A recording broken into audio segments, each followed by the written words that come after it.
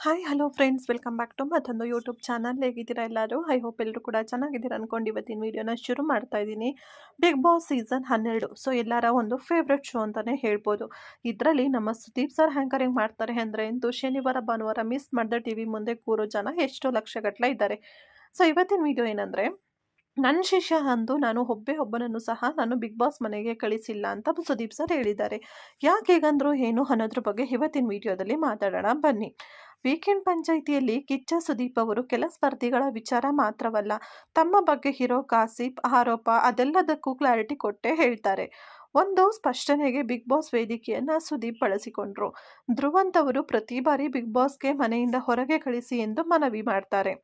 ಈ ವಾರ ನಾಮಿನೇಷನ್ ಮುಂಚೆಯೇ ಕ್ಯಾಮ್ರಾ ಮುಂದೆ ಬೇಡಿಕೆ ಇಟ್ಟರು. ಇದಾದ ಬಳಿಕ ಮೊದಲು ಸೇಫ್ ಆಗಿದ್ದು ಧ್ರುವಂತ್. ಇಷ್ಟು ಹೇಳಿದ ಮೇಲೆ ಕಿಚ್ಚ ಒಂದು ಸ್ಪಷ್ಟನೆ ಕೊಡ್ತಾರೆ. ಕೆಲವರಿಗೆ ಇಲ್ಲಿ ತಪ್ಪು ಕಲ್ಪನೆ ಇದೆ. ಧ್ರುವಂತ್ಗೆ ಸುದೀಪ್ ಮಾತನಾಡಿ ಬಿಗ್ ಬಾಸ್ ಮನೆಗೆ ಹೋಗುವಾಗ ನನಗೆ ಹೇಳಿಕೊಂಡು ಹೋಗಿದ್ರ. ಕೆಲವರಿಗೆ ಇಲ್ಲಿ ತಪ್ಪು ಕಲ್ಪನೆ ಇದೆ. ಕೆಲವರು ಹೊರಗೆ ಕೂತ್ಕೊಂಡು ಉದ್ದುತ್ತ ಮಾತನಾಡುವವರು ಸಹ ಇದ್ದಾರೆ. ಅವರಿಗೆಲ್ಲ ಸೇರಿ ಹೇಳ್ತೀನಿ, ನನ್ನ ಹುಡುಗರು ನನ್ನ ಶಿಷ್ಯ ಎಂದು ಇಷ್ಟು ಸೀಸನ್ನಲ್ಲಿ ಒಬ್ಬನನ್ನು ಸಹ ನಾನು ಬಿಗ್ ಬಾಸ್ಗೆ ಕಳಿಸಿಲ್ಲ. ಮೇಕಪ್ ಹಾಕುವ ಈ ವೇದಿಕೆ ಮೇಲೆ ನಿಂತು ಈ ಮಾತನ್ನ ಹೇಳ್ತಿದ್ದೀನಿ ಅಂದ್ರು. ವೇದಿಕೆ ಮೇಲೆ ನೀವು ನಡೆದುಕೊಂಡು ಬರುವವರೆಗೆ ಮುಂದಿನ ಸ್ಪರ್ಧಿ ಯಾರು ಎಂಬುದನ್ನು ಸಹ ನಾನು ತಿಳಿದುಕೊಳ್ಳೋದಿಲ್ಲ. ಈ ಕಾರ್ಯಕ್ರಮ ಬಹಳ ದೊಡ್ಡ ಕಾರ್ಯಕ್ರಮ. ನಿಮಗೆ ಅನುಕೂಲ ಆಗುವಂತೆ ಬಳಸಿಕೊಳ್ಳಿ. ಆದರೆ ಇಲ್ಲಿ ನಿಮ್ಮನ್ನ ಒಳಗೆ ಕಳಿಸುವವನು ನಾನಲ್ಲ. ನಿಮ್ಮನ್ನ ಹೊರಗೆ ಕರೆಸಿಕೊಳ್ಳುವ ಅಧಿಕಾರವೂ ನನಗೆ ಇಲ್ಲ ಎಂದರು ಕಿಚ್ಚ ಸುದೀಪ್ ಅವರು.